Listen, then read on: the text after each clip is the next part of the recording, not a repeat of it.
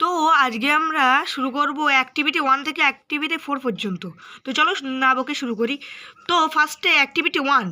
তো এর দাগের প্রশ্ন কি বলেছে, India is in fact a big small huge part of the earth surface.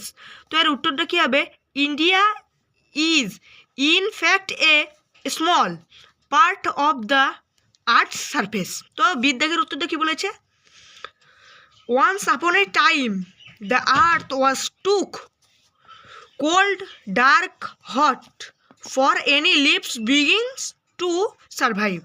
তো এর উত্তরটা কী হবে, once upon a time the earth was too, এটা উত্তর হবে hot for any living being to survive. তো সিদ্ধাগের উত্তর কি বলেছে, তো সিদ্ধাগেরটা দেখি, fossils are a type of wild animal on kind of hard rock na the remains of old leaves begins. তো এর উত্তরটা কি হবে, fossils are the remains of old livings begins, এটাই উত্তর হবে। তো পরে অ্যাক্টিভিটি 2টা আমরা করবো এক্ষুনি, তো আপনারা দেখতে থাকুন। তো অ্যাক্টিভিটি 2 এর প্রশ্নটা দেখি, চলো এর দাগের প্রশ্ন, what must we do to know about the tape of this world. তো এর উত্তরটা আমি খাতায় লিখে দিয়েছি, সবাই ভালো করে মন দিয়ে দেখবে এবং মুখস্থ করবে। তো অ্যাক্টিভিটি 2 এর সেই একের দাগের প্রশ্ন, এর দাগের প্রশ্ন হলো উই, প্রশ্ন বলেছি, এবার উত্তরটা হলো এর দাগের, we must think of all the countries and all the peoples who have inhabited it to know the tale of this world. কি বলেছে, we must think of all the countries and all the peoples who have inhabited it to know the tale of this world. তো second দাগের প্রশ্ন দেখতে থাকুন। তো সে বিদ্যাগের প্রশ্নটা কি বলেছে, how old is our earth, how old is our earth. তো উত্তরটা দেখি আমরা। তো বিদ্যাগের উত্তর হলো, our earth is very very old, millions and millions of year old. তো সিদ্ধাগের প্রশ্নটা দেখি আমরা। তো সিদ্ধাগের প্রশ্ন কি বলেছে, who roamed the earth before the arrival of human beings. কি বলেছে, who roamed the earth before the arrival of human beings. তো এর উত্তরটা দেখি আমরা, চলো। তো সিদ্ধাগের উত্তর কি বলেছে, সিদ্ধাগের উত্তরটা চলো পড়ি, only animals roamed the earth before the arrival of human beings. কি বলেছে, only animals roamed the earth before the arrival of human beings. তো চলি নেক্সট অ্যাক্টিভিটিতে। তো আমরা অ্যাক্টিভিটি সিতে চলে এসেছি।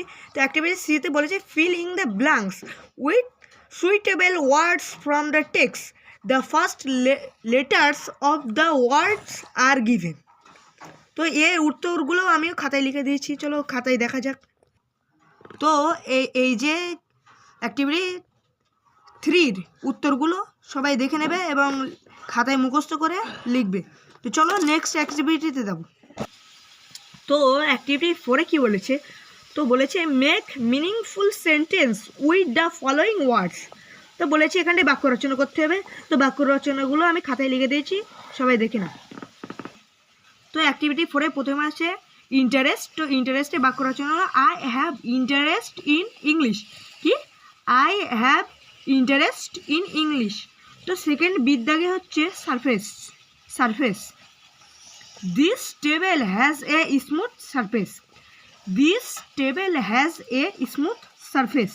তো সিদ্ধাগে কি বলেছি, ইনহ্যাবিটেড। তো এখানটা হবে, this island is mainly inhabited by sheep.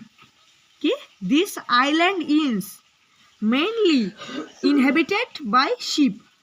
তো দিদাগে আমরা চলে যাবো, দিদাগে আছে টুগেদার। তো এ দিয়ে একটা বাক্য রচনা করতে হবে, the study together at the library on morning evening. কি, the study together at the library on morning and evening. তো চলো ঈদ-দাগের উত্তর কী বলেছে, ঈদ-দাগের দিয়ে কী বলেছে। তো এখানটায় বলছে সায়েন্টিস্ট, মানে সায়েন্টিস্ট যে কোনো একটা বাক্য রচনা লেখা যায়। তো আমি এখানটায় যাই একটা লিখেছি ছোট করে, he is a great scientist, he is a great scientist. তো এইগুলো সবাই খাতায় লিখে নেবে। তো আশা করি অনেক ভালো হয়েছে। তো আজকে ক্লাস এই পর্যন্ত। এই ক্লাসটা যদি ভালো থাকে সবাই একটা লাইক করবে এবং পরের ভিডিও জানার জন্য আমাকে সাবস্ক্রাইব করবে। তো বাই।